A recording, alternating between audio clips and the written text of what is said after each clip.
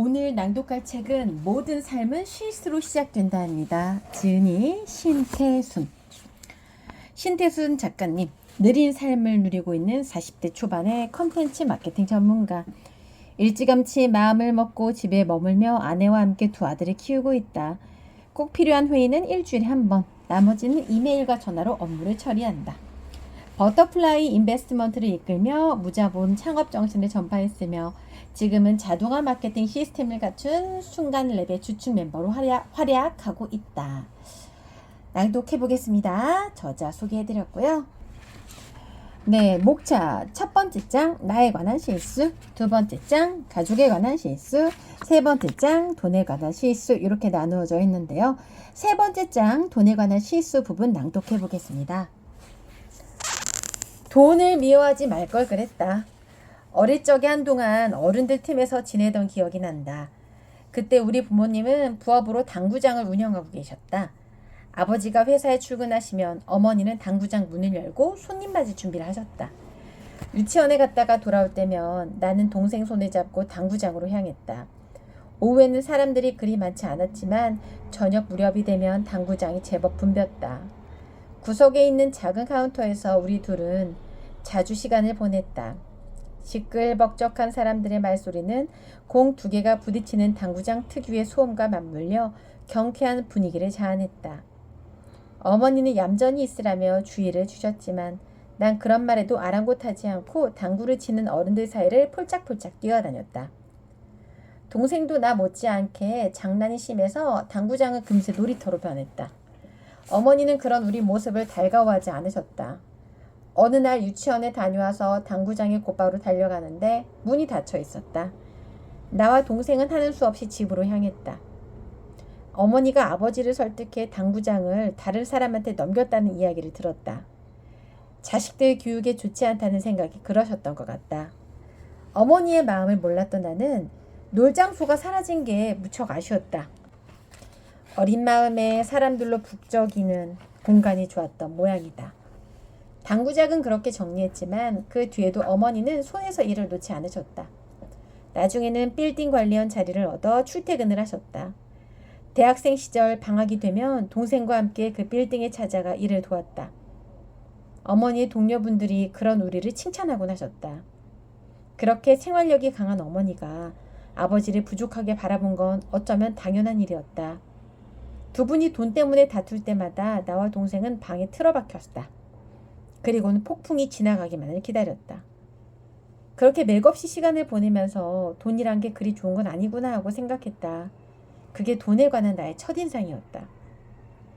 고등학교 때 다닐 때까지도 돈에 관한 내 감정은 별다른 변화가 없었다. 부모님의 다툼도 여전했고 주변 상황도 눈에 띄게 바뀐 게 없었기 때문이다. 동네가 크지 않다 보니 학교에서 마주치는 아이들도 똑같았고 사는 형편도 다들 비슷했다. 그러다가 등록금이 비싸기로 유명한 대학에 덜컥 합격해 서울에서 지내며 새로운 상황이 눈에 종종 들어왔다. 그때까지만 해도 나는 대학생이 차를 몰고 다닌다는 건 상상도 하지 못했다. 그런데 영화에서나 볼 법한 차를 모는 동기도 있었고 돈을 물쓰듯 하는 친구도 있었다.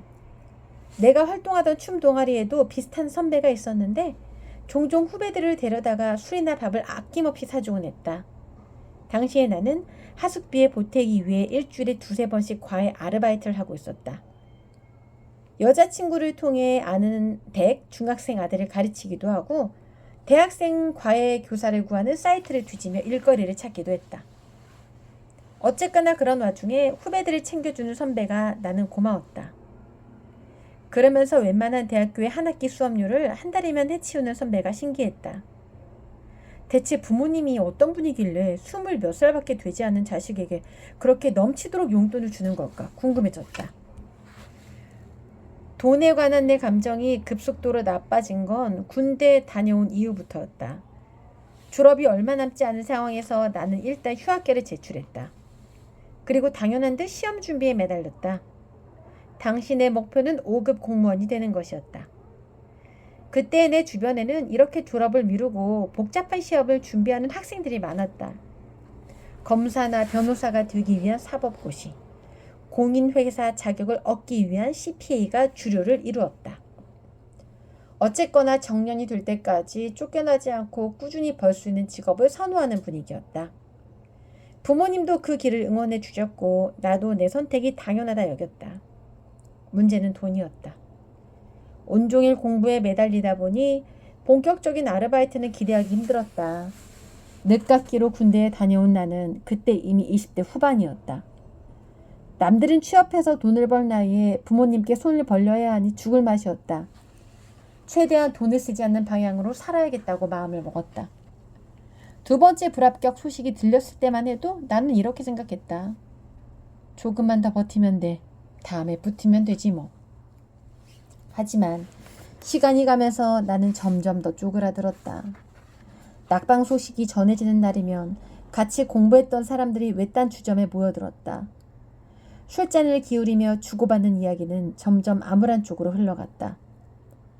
꼬박꼬박 들어오는 월급을 위해 골방에 틀어박혀 공부를 한다는 게 암담하게 느껴졌다.